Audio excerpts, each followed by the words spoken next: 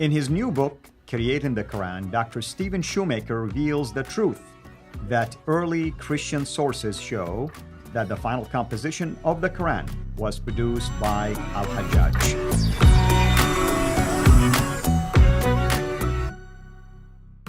I keep showing you this book because I want all of you to investigate and hopefully even get this book, which is Creating the Quran by Stephen Shoemaker, and that's why we call this particular series Creating the Quran. We want to be respectful, of course, to the title, since we are using this book as the main object of our series. However, periodically we are going to interject our own findings, thoughts, research, commentaries, and so on and so forth. And today is no exception to that, of course. We have been, for the last couple of episodes, showing evidence that there is something that Dr. J coined and called it, basically from his readings, I should say, of the book. He called it Abdul Malik al-Hajjaj paradigm.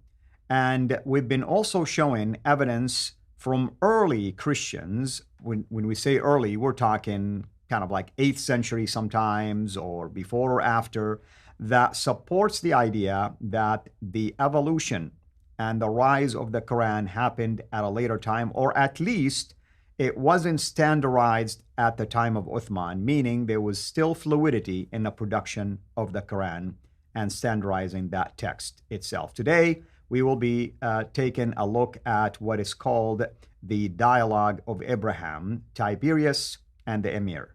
And with me here, of course, to discuss all of this is Dr. J. Smith. Dr. J, welcome back. Thank you. This has been excellent, this whole series. And we're looking now at two different paradigms, two different time periods when Western scholars and Muslims as well, but mostly Western scholars, were more interested in them because they're the ones who are actually asking the questions, being critical. Don't expect Muslims to be critical on this point. They just take it as verbatim that Uthman was the one that put it together. Uthman, and we have called the Western scholar paradigm the Noldekishwali paradigm, which points to the Uthmanic context or the Uthmanic compilation for the Quran. And so that's the name that Shoemaker gives. That's the name we'll run with for these episodes. But there's a new one that Shoemaker is now introducing, and that's, as you notice, as you mentioned, the Abdul Malik al-Hajjaj. That's a lot of words, but it's two men, really. Abdul Malik is the caliph. Al-Hajjaj is his governor in Iraq. Those are the ones that were given, that took upon themselves to actually create the Quran, the one that we have here, this book that we have here. Yeah. So that the Uthmanic would be 652. Now we're in the change between the 7th to 8th century. So let's just say 700. Let's just put 700 to make it easier for everybody. It's the turn of the century, going into the 8th century. And we're showing what Shoemaker does is he goes and he gives support from Christian sources.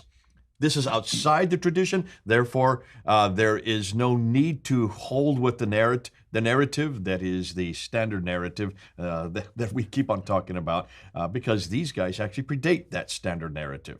So that's why we can trust them more.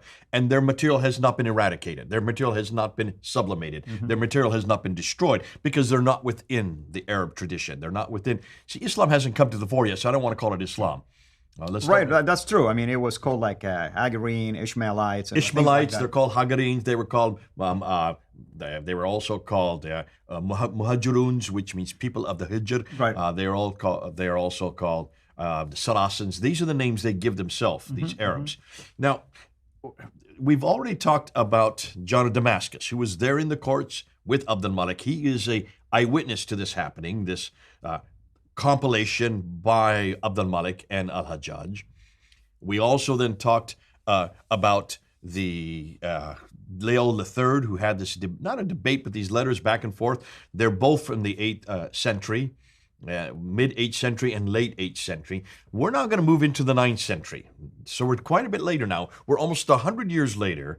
And we have this guy named Abraham of Tiberias, and he is having a dialogue. He's a Melkite Christian, and he's having a dialogue with Emir Abd al-Rahman al-Hashimi in Jerusalem around 820. Mm-hmm. So we're now well into the 9th century, 20 years into the 9th century. 100 years later, this is long after Abdul Malik, long after Al-Hajjaj. Yeah. May I just make a quick comment here? Al-Hashimi, it's kind of interesting because it ties into the Quraysh, actually, tribe. So, but you're saying it's north. That's interesting. The second thing I want to just make a quick comment to people. If you don't know that Al-Hajjaj made additions and corrections to the Quran, well, we're telling you that that's what Al-Hajjaj did, and that's why we're using that. And it's really interesting, Jay, that I've always wondered, how can anyone allow Al-Hajjaj to change the Quran? Because no one dares to change the Quran, but now we know why. He was part of the process of creating the Quran. Exactly. And he was in authority. That's the big thing. He is directly under the auspices, under the authority of Abdul Malik himself. You can't get any bigger than Abdul Malik. And Abdul Malik can do whatever he wants. And remember, there was no religion called Islam this early. There were no people called Muslims this early. They were called Ishmaelites. So they really didn't have a theological tradition that they had to hold true to, but they did need a scripture. They did need a book in order to compete with the Jews and the Christians. So what Shoemaker says is in 820, you have this dialogue, and Abraham refers to the matter of the Quran's lineage. He seems to be well aware of the Islamic tradition's different accounts of the Quran's origins. So he's aware of this. He's aware of what they had been saying prior to this. He notes that following Muhammad's death, so he does refer to Muhammad because we're in the 9th century, Muhammad is well known by now. Then remember, this is the Abbasid period. Muhammad was really created at the end of the Umayyad period, but really took hold and became their prophet during the Abbasid period from 749 on. We're in 820 now. And he talks about Muhammad's followers, and he even began to compile the words that he taught them. He then names a full range of various alleged instigators. And he gives the names of Abu Bakr, Umar, Uthman, Ali, and Ibn Abbas. So he's already aware of these names. These names are now common parlance. He even refers to Muawiyah in that lineage. But then he says this. Following this list, Abraham then says, after them, so he's listing all these names, Abu Bakr, Umar, Uthman, Ali, Ibn Abbas, and Muawiyah. After them, so now we're full after them, it was Al-Hajjaj, he says, Ibn Yusuf, who composed and arranged the Qur'an. Proving right now that he is putting his money where he's pretty much saying, this is the man that we have to give credit to. So Shoemaker's conclusion is this. It is clear that the final composition and the edition of the Quran, according to this witness from the 9th century, was done by Al-Hajjaj. While others may have made earlier efforts to gather Muhammad's teaching together, it was Al-Hajjaj who produced the final authoritative version of the Islamic sacred text. That's what we're looking for. That's what we need. That's what we have. And now we're in the 9th century, and they're still saying this. Wonderful. Proof, if you need any more proof, from outside the Islamic sources, from outside any control by the Abbasids, you're getting this reference point, because he's not under the Abbasids, even though he's during the time of the Abbasids. That's why he gives lip service to these other names, because those are well known by this time. He is pointing it out. It's Al-Hajjaj that put together this book called the Qur'an. Very well done. Thank you so much. Next time we're going to talk, I think, about Al-Kindi. One more, in the 9th century, Yes. and he's pretty exciting. Wonderful. And he is basically known also in terms of his apology and his debate that he has done. Well, folks, this will be the conclusion of this episode. We're doing it intentionally short, sweet, and straight to the point.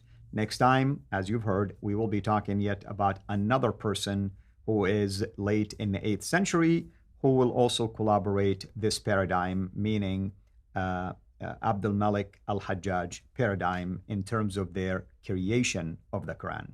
Until next time, have a blessed day. Thank you for watching this video. Be sure to like and subscribe to our channel Sira International and click on the bell so that you receive notifications whenever we publish a new video or go live. I would also like to appeal to you to consider becoming a Patreon patron by clicking the link right below. By doing so, you can give towards the production of these videos. There are also other options for you where you can give to our channel. I thank you from the bottom of my heart.